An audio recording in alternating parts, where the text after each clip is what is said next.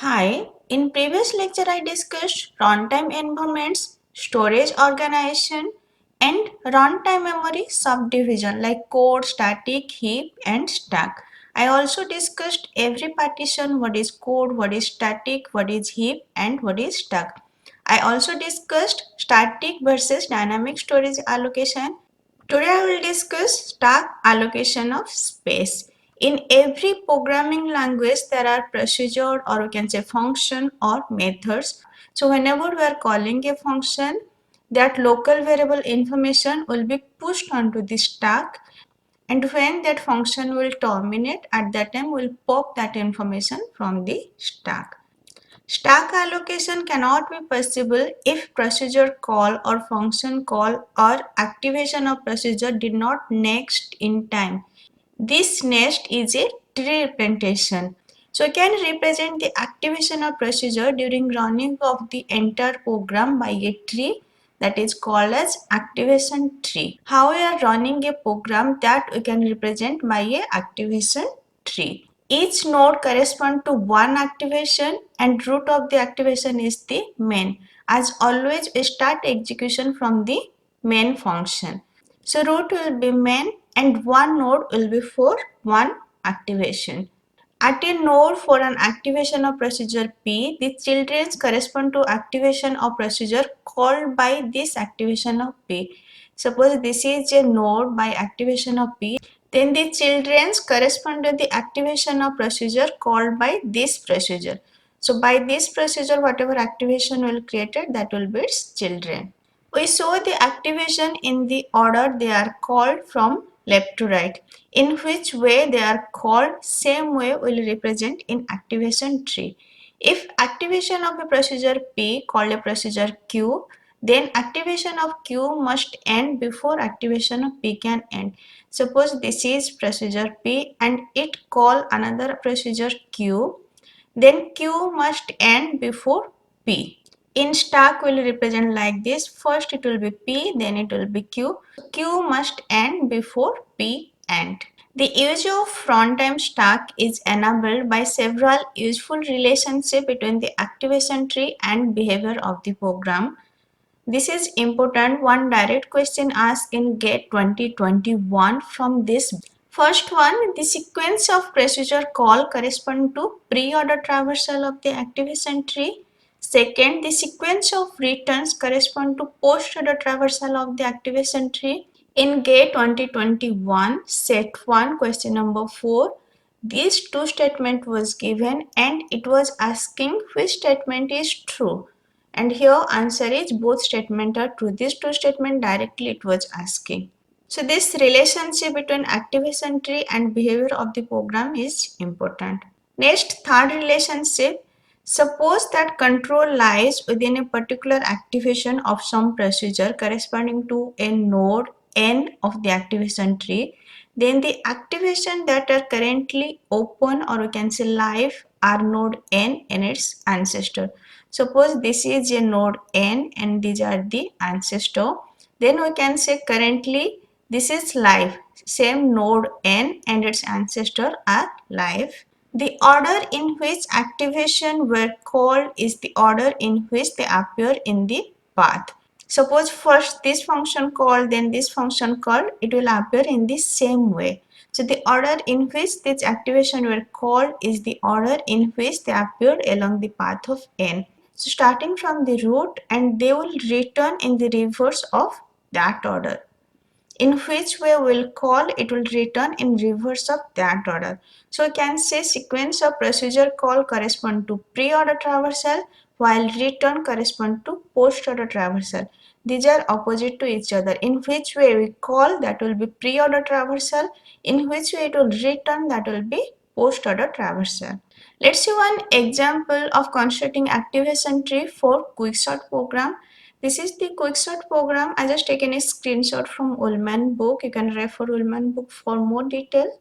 Let me write some possible activation for this program. We'll start execution from main function. So first there will be main. Then we'll call this function read array. So we'll enter read array. Then after reading the array, we'll leave read array function.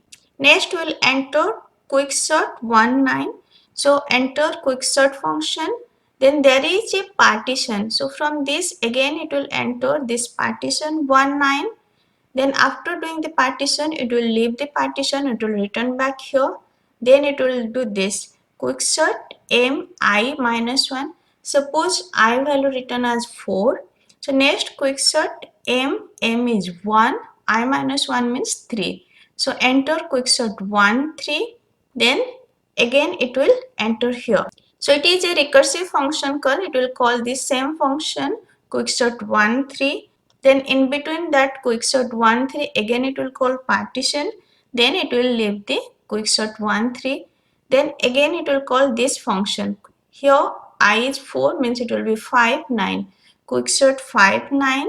Then in between that it will again call the partition, then it will leave quicksort 5 9, and finally it will leave quicksort 1 9 and it will leave main.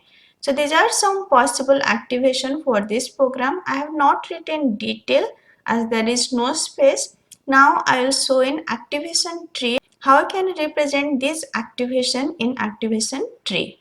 We'll start execution from main, so root will be main. Then from main we'll call read array function. So first function call will be r. First we'll create one node for r. Then we'll leave r. So when we'll leave r, from this r will come to again main. Then in main there is another function quicksort. So we'll call quicksort 19. Now we'll call this function. Then in quicksort 19 there is a function partition mn. So first it will call partition 19, means it will call this function. Suppose it will return value as a 4. Then quicksort mi minus 1 means quicksort 1 3. I is 4, so 4 minus 1 is 3.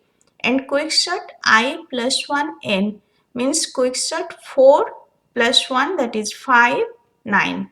When we call this function, we can keep rest of the part in a stack. Like we can keep q59 in a stack.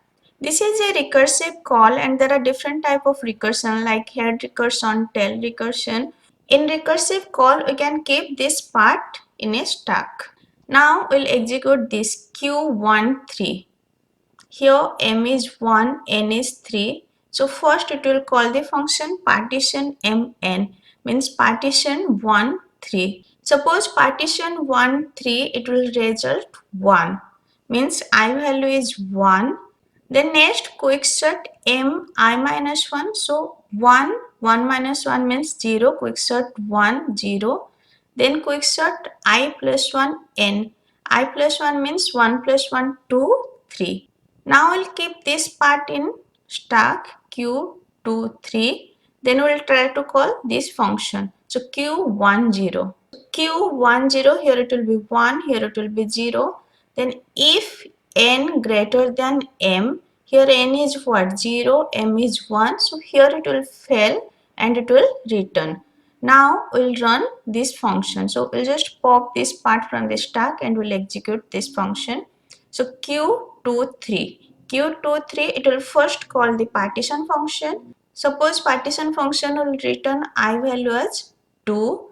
I minus 1, so 2 minus 1 1.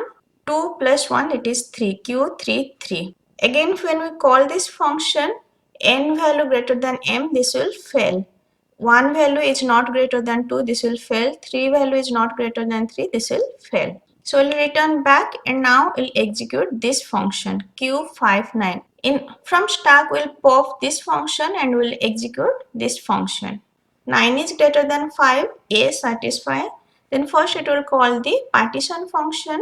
Let it will return I value as a 6. So next it will call mi minus 1 means 5, 6 minus 1, 6 minus 1 is 5. So q55. There is another quicksort, so it will call q79. I value is 6, so I plus 1, it will be 7 9. N greater than m condition not satisfied, both are equal. So next we'll call this function. So first it will call partition p79. Let from partition it return 8. So next it will call quicksort mi minus 1, so quicksort 7 7, then quicksort 9 9. Here n value is not greater than m, 7 is not greater than 7, so it will not execute. Here 9 is not greater than 9, addition fail and it will stop here. This is the activation tree for this quicksort program. What is pre-order? Pre-order is root, then left, then right. Let me do pre-order on this activation tree. So root, left, right. It have also child, so we'll go to its left. Then it have its child, so we'll go to its left, then right. Then again we'll go to this right. So left, then left, right. So this is the pre-order traversal, and this is the same way we call the function. This is the same way we call the procedure. So pre-order traversal corresponding to procedure call, and returns corresponding to post-order traversal. What is post-order traversal? Left, right, root. Let me do post-order traversal on this. So left, then left, left, then again it will come left, then right, root, then root, then it will come left, then left, right, root, like this. So this is a left, right, root. It is the same way we return the function. First we return from this R, then we return from this, then we return from this, like this. Post order traversal corresponding to same as we return from the procedure, while pre-order traversal is same as we call the procedure. In next lecture, I'll discuss one more example of activation tree.